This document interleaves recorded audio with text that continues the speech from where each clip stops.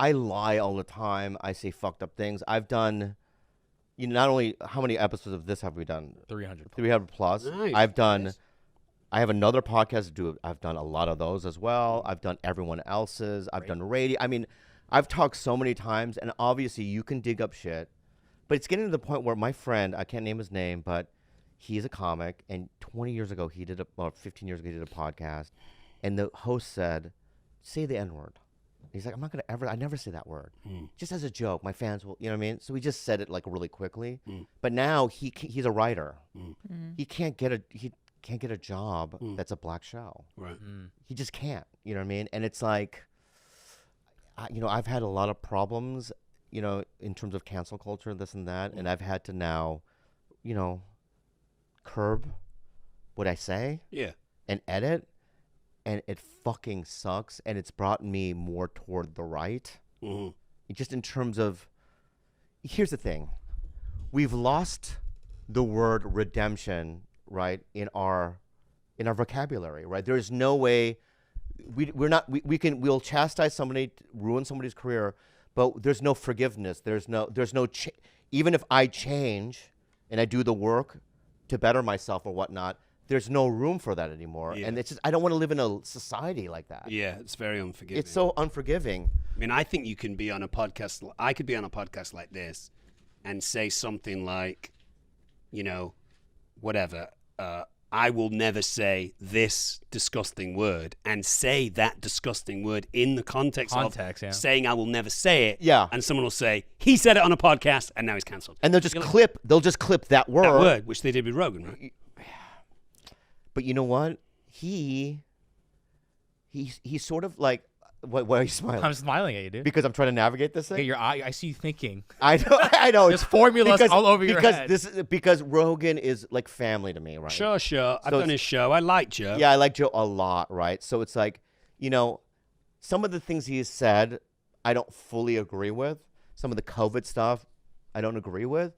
But at the end of the day, it's like, even if I've said this before, I saw this girl in Indiana, and she was in a grocery store, and she's anti-vax, anti-mask, and she kind of spit on a woman that was telling her to wear a mask. Damn. Right?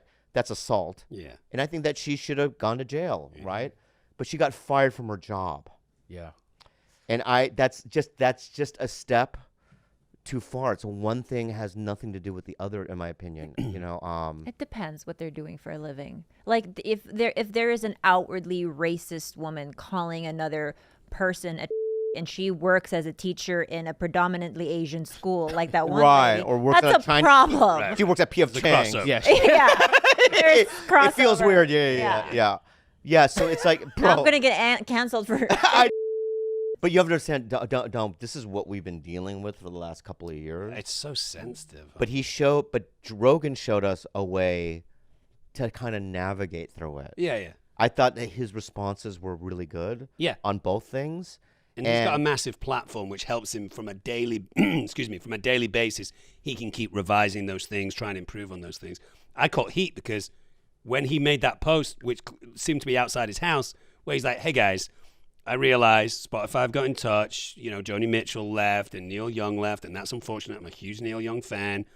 I'm going to try and maybe educate myself a little bit more on some of these things that I'm talking about. Maybe bring in an expert. Maybe we'll have a little disclaimer at the bottom of my podcast. Yeah. I'm going to try and do better. My bad. Love you guys. See you later." So on his Instagram, I wrote and I said, "Hey, Joe, just want to say that's cool that you held your hands up and said, I think I made some mistakes, and I'm going to try and do better." I applaud that. What happened? And on my Instagram, people are like, "You're anti-vax. You support a racist person. You did it." I said, no, I don't support some of the things that Joe said that he supported. What I supported is another human being saying, "I fucked up. I'm going to try and improve." We should all be able to support that. Yeah. The sensitivity in this culture is outrageous. And The righteous. But is it like that in England? maybe less so than the States, but it's still around, and everywhere's influenced by the States. It all starts here. It's such a loud, influential culture. But I can slightly navigate through it because I can kind of be like, well, my job as an actor, of course I have a podcast with Billy. Hi, Billy. But like, you know, for the most part, I can just be like, look, I play characters and my opinion is something that I want to keep to myself. I feel worse for people like you guys, and especially people in comedy who are like, I'm on stage trying some stuff out and spitting stuff and seeing what sticks. Yeah. And now people are like, well, you can't be impulsive now, because if you say something impulsively upsetting, we can cancel you. Yeah.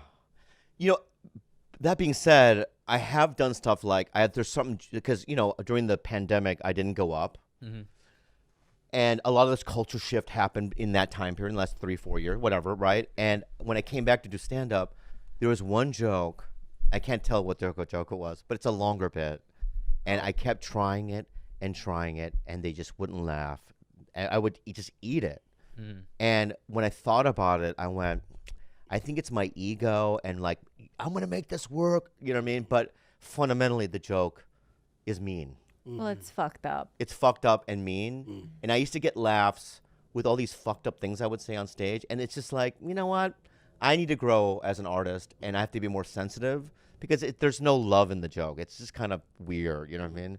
I wish I could tell the joke Off camera. Yeah. Off camera. But yeah, it's pretty insensitive. To me, it's still funny. Yeah. When I think of the joke, I laugh. And when I'm doing the joke, I'm laughing because I love it.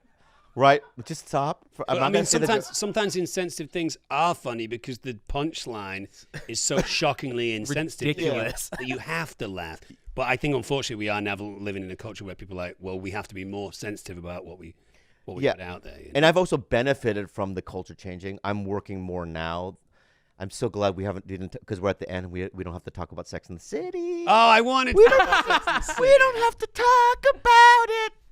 Did you? Can you separate the art from the artist though? Can you still listen to old Bill Cosby records? Can you listen to Michael Jackson records, knowing what you assume? Listen, we watched my brother. I was just at my mom's house in Arizona, and I just drove back yesterday, right? So I was with my brother, and my brother didn't see the Bill Cosby documentary, Right. So we watched it, and he's like, "Wow, he's obviously a pedophile, a rapist, and not a pedophile, but